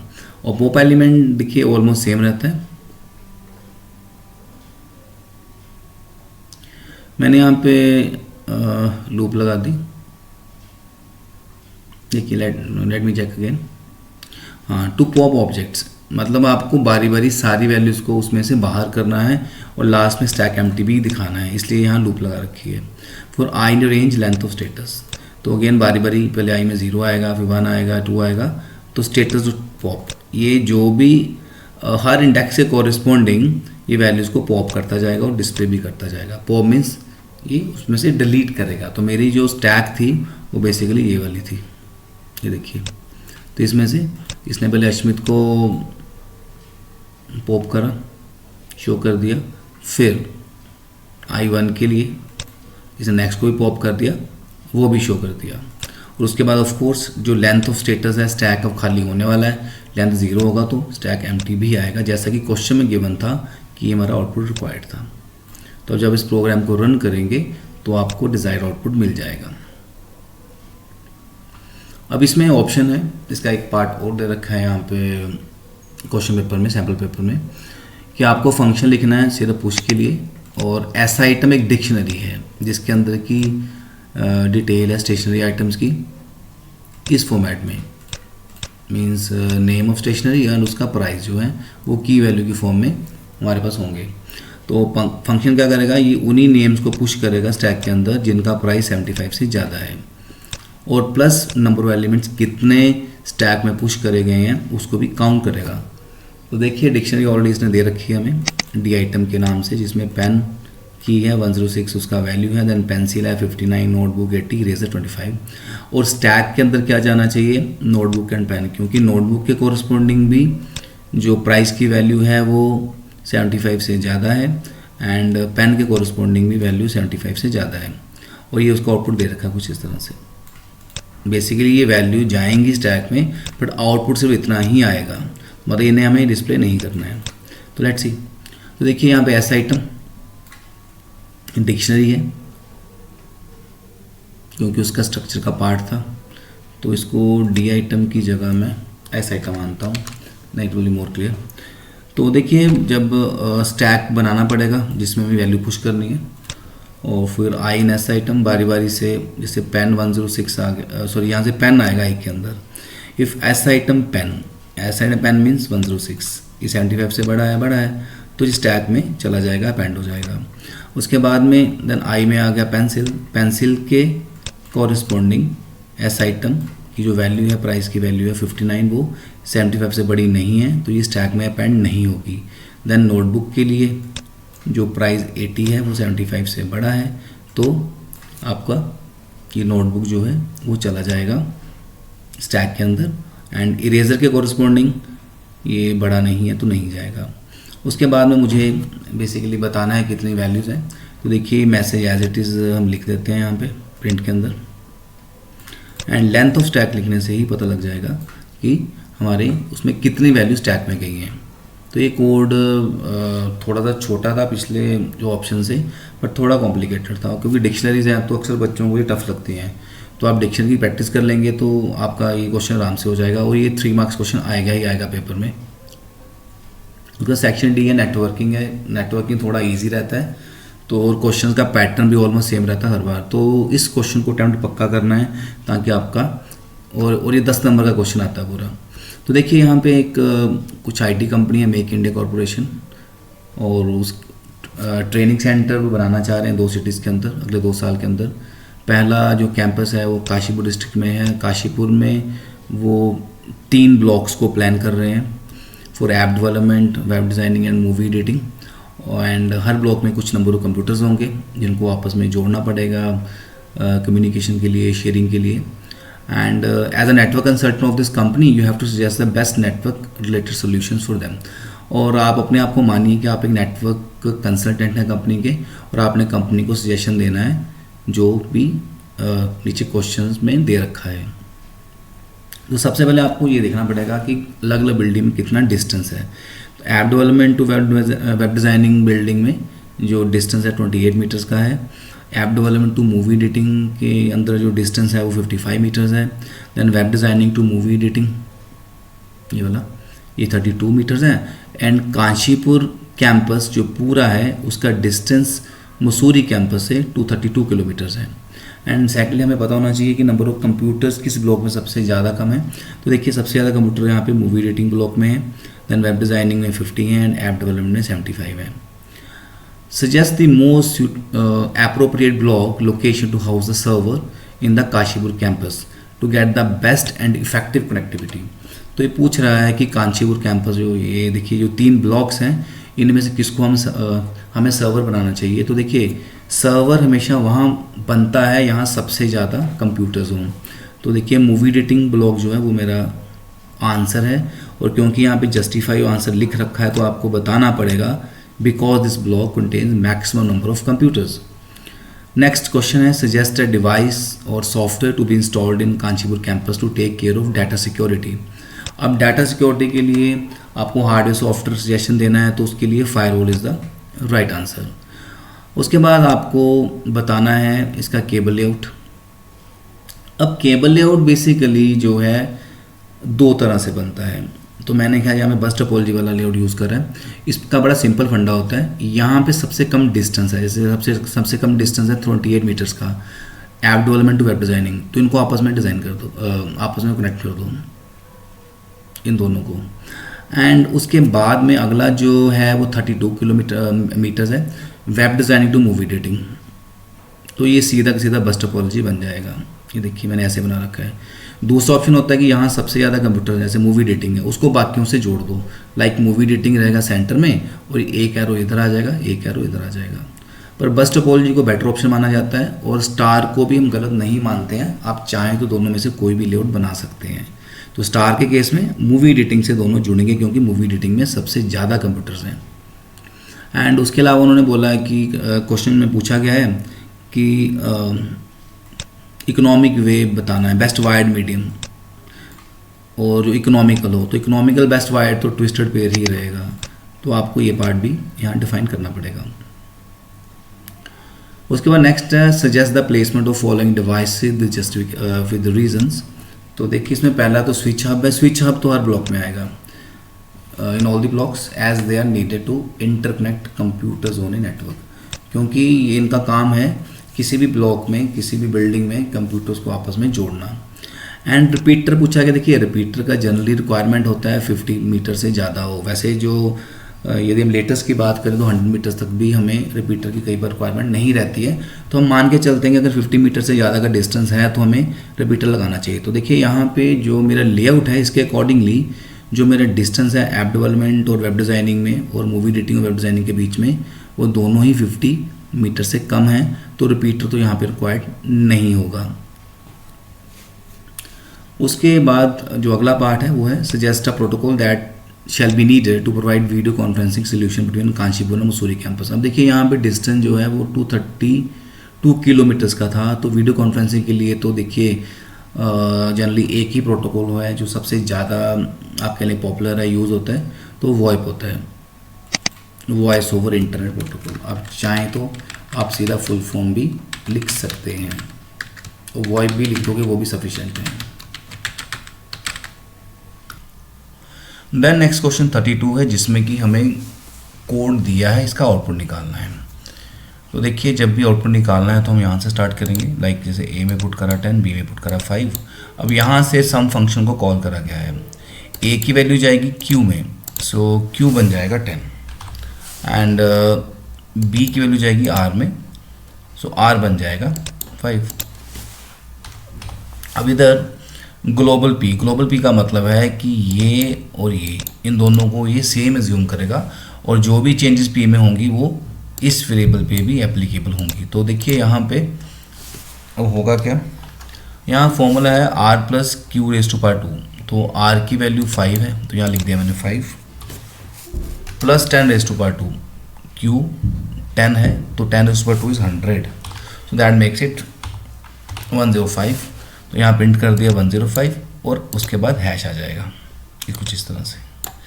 देन कंट्रोल वापस चला गया, दोबारा से कॉल करा मैंने R5, अब अगेन R में तो जाएगा 5, Q1 Q में जाएगा 1। दोबारा से इसको वैल्यू करके देखते हैं। R की वैल्यू 5 है जबकि Q की वैल्यू भी 1 हो चुकी है, तो 1 रेज़ टू पावर 2 जो है वो 1 ही रहेगा, तो ये बन गया 5 + 1 6। तो आउटपुट में 6 हैश, तो इस तरह से इसका आउटपुट आएगा 105 हैश 6 हैश। उसके बाद देखिए नेक्स्ट कोड है जिसमें कि बताया गया है कि एक टेबल स्टूडेंट है जिसके अंदर roll number, name, class, marks 4 fields हैं। रोल नंबर की टाइप इंटीजर है, नेम स्ट्रिंग टाइप का है, क्लास इंटीजर है, मार्क्स भी इंटीजर है। अब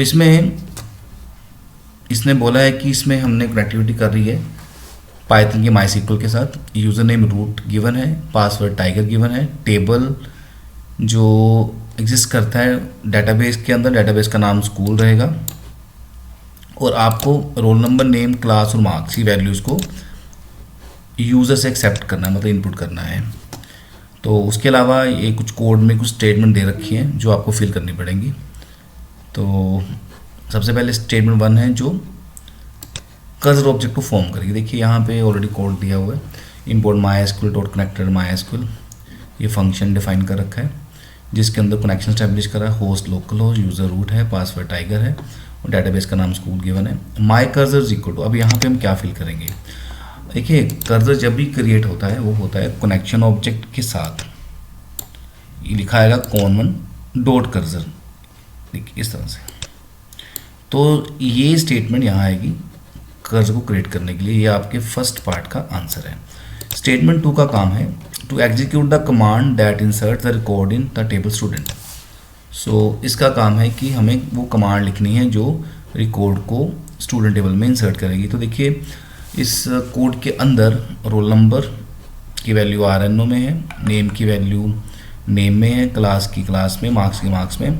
उसके बाद क्वेरी एक स्ट्रिंग ऑब्जेक्ट क्रिएट करा गया है जिसमें कि इंसर्ट इनटू स्टूडेंट वैल्यूज़, और देखिए यहाँ पे 4 बार कर्ली ब्रेसेस बना रखे हैं जिसमें कि फॉर्मेट के थ्रू रोल नंबर की वैल्यू जाएगी फर्स्ट फील्ड के अंदर, नेम की वैल्यू यहाँ प्लेस होगी, स्ट्रिंग है इसलिए यहाँ पे सिंगल कोट्स का यूज़ करा गया है। देन क्लास की वैल्यू अगेन इस ब्रैकेट की जगह पे आएगी एंड मार्क्स यहाँ आएगा। तो एक तरह से जो भी roll number, RNO, name, class, marks की वैल्यूज़ जो हैं वो फीड करी गई हैं वो ये स्टेटमेंट टेबल में इंसर्ट करेगी। अब स्टेटमेंट 2 का काम है इस स्टेटमेंट को एग्जीक्यूट करना, तो उसके लिए हम ऐसे कर सकते हैं, जो भी कर्सर ऑब्जेक्ट है, जैसे कि यहाँ पे कर्सर ऑब्जेक्ट था my cursor dot execute, then इस वेरिएबल का नाम क्वेरी, जिसके थ्रू ये SQL की स्टेटमेंट रन करेगी। एंड स्टेटमेंट 3 पूछा गया है to add record permanently. Records को परमानेंटली सेव करने के लिए कमिट कमांड होती है। तो देखिए इसके अब यहाँ लिखा आएगा कनेक्शन 1 जो भी हमारा है ऑब्जेक्ट है डॉट कॉमिट। तो ये लिखने से जो भी हमारी कमांड चली, जो इंसर्ट कमांड हमने चलाई थ्रू कोड, वो रिकॉर्ड परमानेंटली डेटाबेस में सेव हो जाएगा।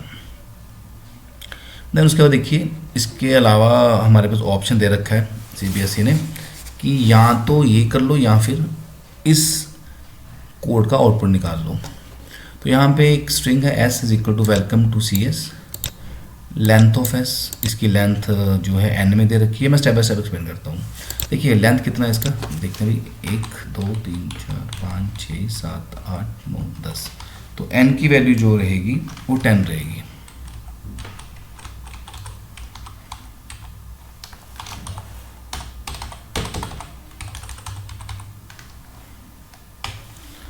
और M ब्लैंक है। I इन रेंज 0 कॉमेंट, मतलब जो लूप है I की वो चलेगी 0 से N तक, मतलब 0 के लिए, 1 के लिए, 2 के लिए, 3 के लिए, 4 5 6 7 8 और 9 के लिए। अब देखिए पहले I में आ गया 0। If S0 is more than equal to A and less equal to M, अगर आपका जो पहला करेक्टर डब्ल्यू जैसे है, क्या वो ए और एम के बीच में है? नहीं है। एलिफ यहाँ आ गया, क्या एन और जेड के बीच में है। तो क्या होगा, M is equal to M plus S I minus one, मतलब एम की वैल्यू जो है, जो कि ऑलरेडी ब्लैंक था, उसमें कॉन्कैट हो जाएगा एस आई माइनस वन। अब हमारा यहाँ पे आई की वैल्यू ऑलरेडी ज़ीरो थी, तो एस आई माइनस वन मतलब एस माइनस वन की बात कर रहा है। एस माइनस वन क्या है? एस। तो ये इसमें एस आ जाएगा। उसके बाद ऊपर क्या, आई हो गया वन, आई में आ गया वन। अगर एस वन अभी ई है, ये ए और स्मॉल एम के बीच में है, तो M I is equal to M I, M की वैल्यू जो थी वो एस थी ऑलरेडी, उसके साथ ज्वाइन हो गया S I dot upper, S one को अपर में कन्वर्ट करके वो यहाँ प्लेस करेगा। तो कुछ इस तरह से बन गया, ये मैं यहाँ से हटा देता हूँ।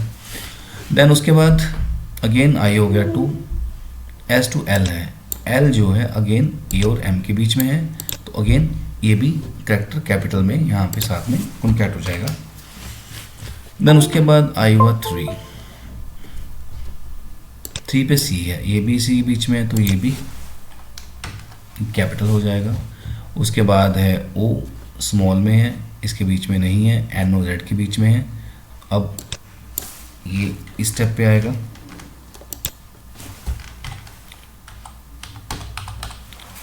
एस आई माइनस वन, मेरा जो ओ था वो था 4 पे, तो 4 माइनस वन 3, एस थ्री की वैल्यू को लेगा जी, एस थ्री जो है वो सी था, तो यहाँ पे स्मॉल सी आ जाएगा। देन अगेन आई में आ गया 5, जो 5 एम है, ए और एम के बीच में है ऑफ कोर्स, क्योंकि less than equal to M है, तो ये वाला पार्ट ट्रू है, तो ये इसको कैपिटल कर देगा, तो दैट मेक्स इट कैपिटल, तो ये बन गया। अब इसको मतलब ये स्टेप ये वाला अभी वर्क कर रहा है, तो एम जो होगा यहाँ पे कैपिटल हो जाएगा। उसके बाद देन आई बन जाएगा 7। अब 7 नंबर पे ई है, अगेन ये बीच में ए और एम के, तो ये अगेन ई को कैपिटल कर देगा। उसके बाद आई में आ गया, सॉरी पिछले समय 6 था, अभी 7 है, तो 7 पे है 2, ए टू एम के बीच में नहीं है, एन और जेड के बीच में भी नहीं है, कैपिटल भी नहीं है, तो क्या करेगा, M is M plus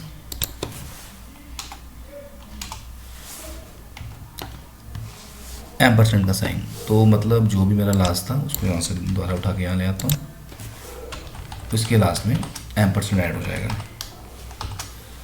then उसके बाद अगेन 8 आ गया आई में, एस 8 क्या है, सी, अगेन ए और एम के बीच में है, तो यहाँ पे सी कैपिटल आ जाएगा लास्ट में। एंड देन आई में आ गया 9, 9 पे एस है, ए और एम के बीच में नहीं है, एन और जेड के बीच में है, तो ये यहाँ पे आना चाहिए S I minus one, means S8 पे है सी, तो यहाँ पे स्मॉल सी आ जाएगा, और इसके बाद लूप ख़त्म हो गई। तो यही हमारा फाइनल आउटपुट है, ये देख लीजिए, ये मैंने लिख रखा पहले से। देन उसके बाद अगेन कुछ डेटाबेस का अगेन क्वेश्चन है। यहाँ पे उसने बोला कि हमारे पास एक टेबल है जिसका नाम स्टूडेंट है, ये वही रिकॉर्ड दिखाए यहाँ पे मार्क्स की वैल्यू 75 से ग्रेटर है। तो देखिए इसमें भी सेम फील्ड है, रोल नंबर है, नेम है, क्लास है, मार्क्स है, यूज़र नेम रूट है, पासवर्ड टाइगर है, टेबल है, डेटाबेस का नाम स्कूल है। स्टेटमेंट 1 में कर्सर ऑब्जेक्ट क्रिएट होगा, स्टेटमेंट 2 में क्वेरी रन की जाएगी उन रिकॉर्ड्स को फेच करने के लिए यहाँ पे मार्क्स की वैल्यू 75 से ज़्यादा है। एंड स्टेटमेंट 3 में हम रिज़ल्ट को कंप्लीट करेंगे और उनको डालेंगे ऑब्जेक्ट डेटा के अंदर टेबल स्टूडेंट से। देखते हैं कोड के थ्रू। देखिए ये तो हमें क्लियर है, पहले भी हमने करा। कर्सर क्रिएट करना है तो सिंपली कॉमन डॉट कर्सर से ये क्रिएट हो जाएगा, ये देखिए।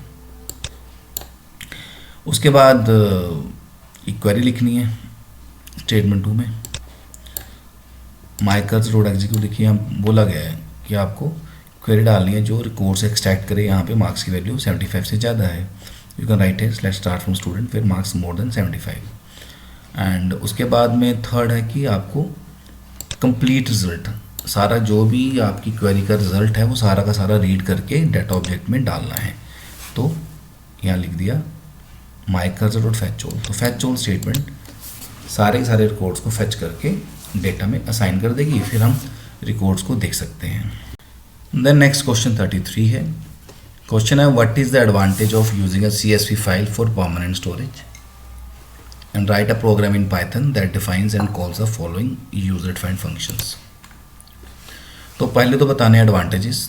तो देखिए एडवांटेजेस में आप लिख सकते हैं it is easy to edit CSV file. CSV file को एडिट करना आसान होता है। ईजी टू अंडरस्टैंड करना आसान है इसको। CSV files can be open with text editor as well as spreadsheet application like Excel. CSV files को आप नोटपैड से भी ओपन कर सकते हैं या एक्सेल के साथ भी ओपन कर सकते हैं।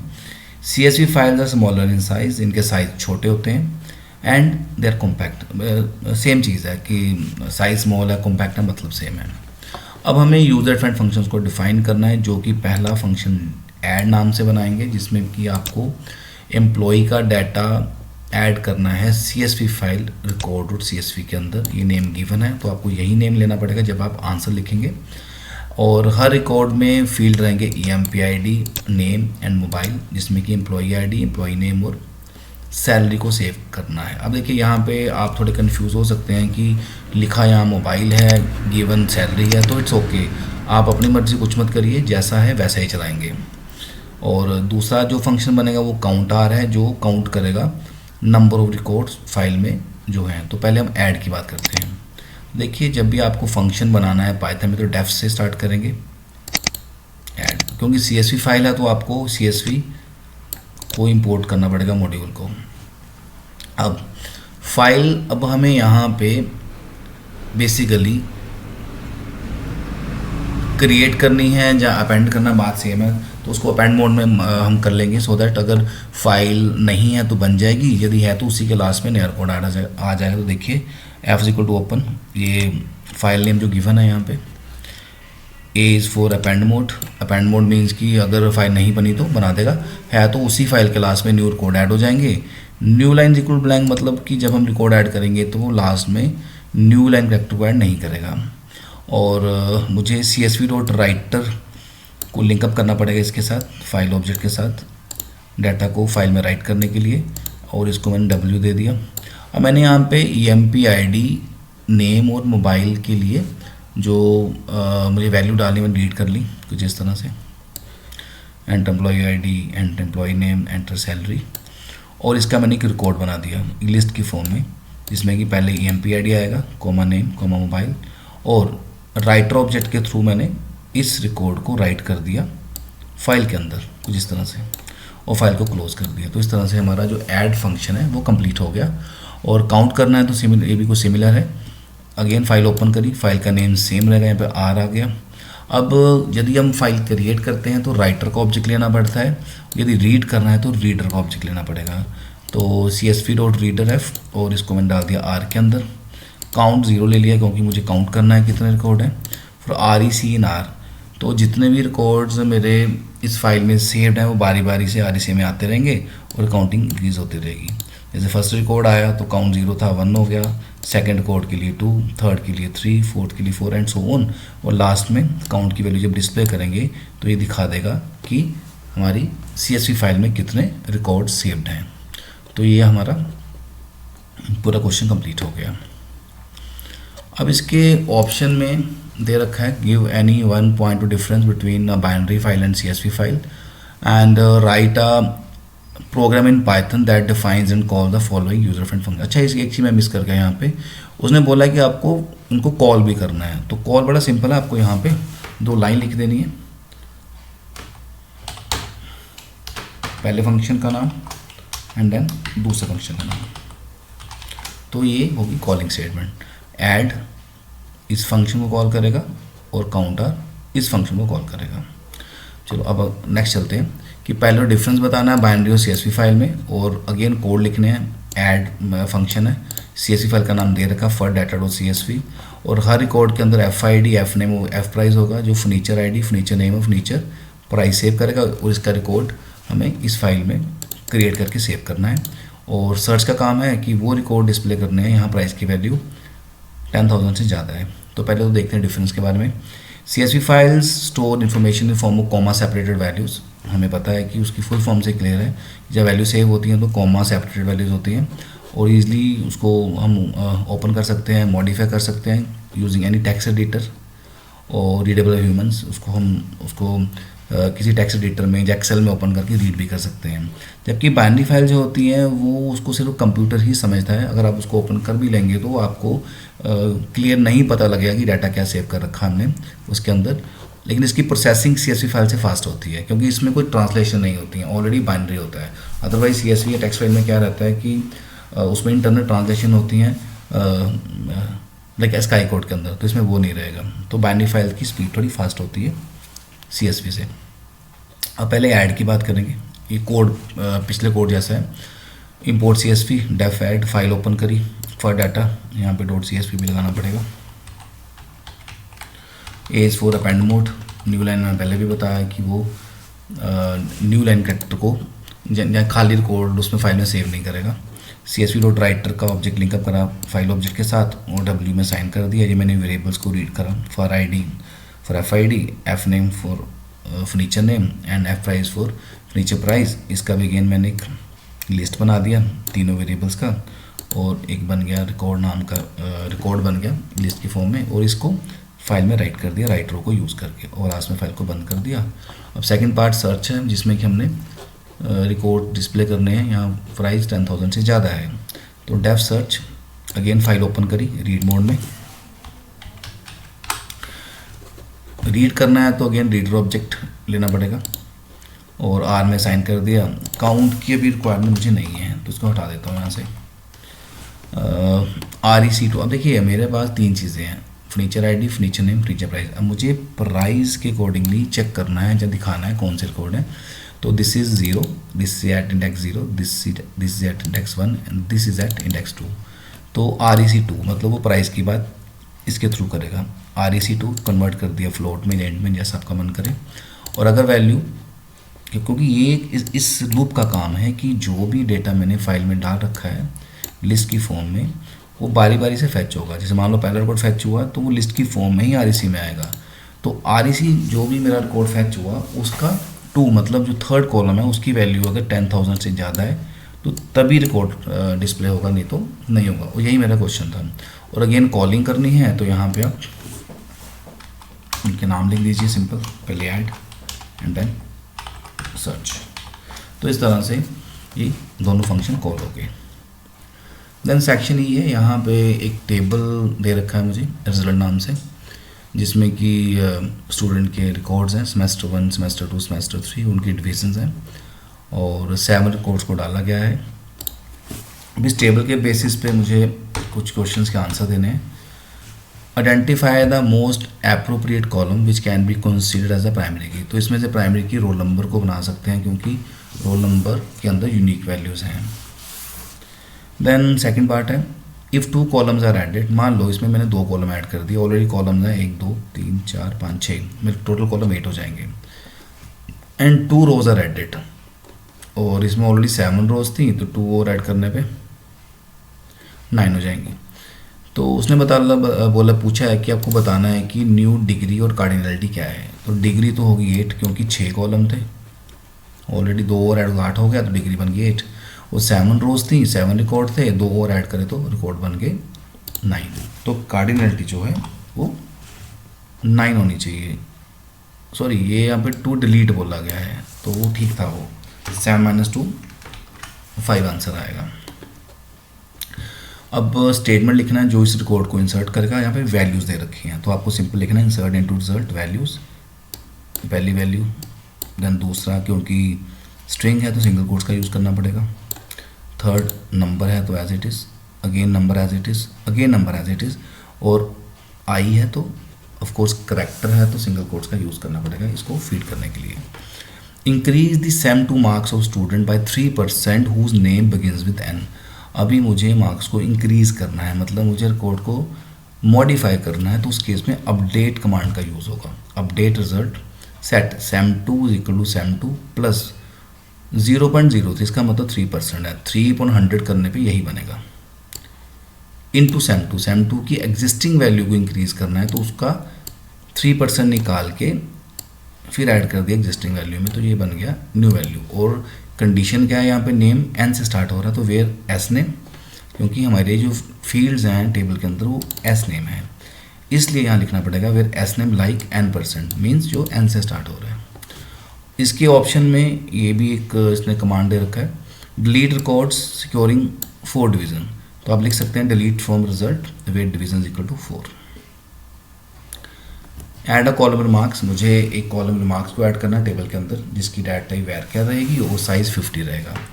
तो जब भी टेबल में स्ट्रक्चर में कुछ ऐड करना हो, सब्ट्रैक्ट करना हो, तो हम ऑल्टर टेबल कमांड का यूज़ करते हैं। तो यहाँ आएगा alter table result add remarks then वैर कैट देन 50।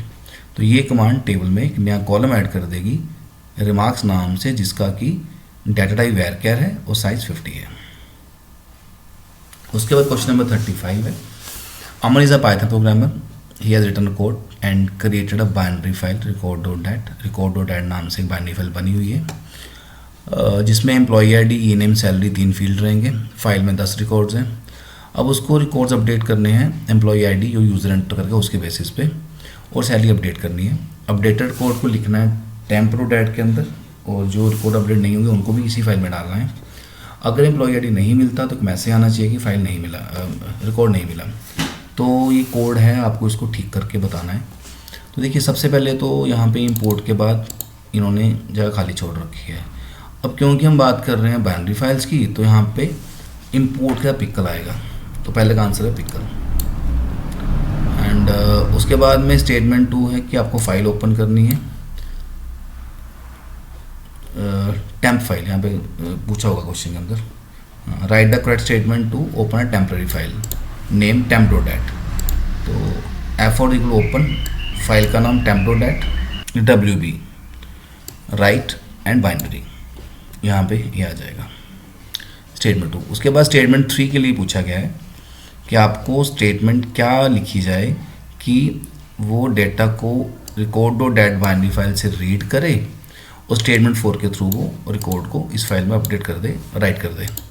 तो रीड करने के लिए हम लोड का यूज़ करते हैं, pickle.load fin, क्योंकि record.dat को ओपन करा गया है ऑब्जेक्ट fin के साथ, तो इसलिए यहाँ पे fin आएगा। और डंप होता है डाटा को राइट करने के लिए, अपडेट करने के लिए, तो उसके लिए डंप pickle.dump का यूज़ करेंगे। rec रिकॉर्ड को किस में डाल दिया, f आउट, मतलब जो आपका टेम्प का ऑब्जेक्ट था ये वाला, इस लाइन वाला जो कि हमने खुद फिल करा है।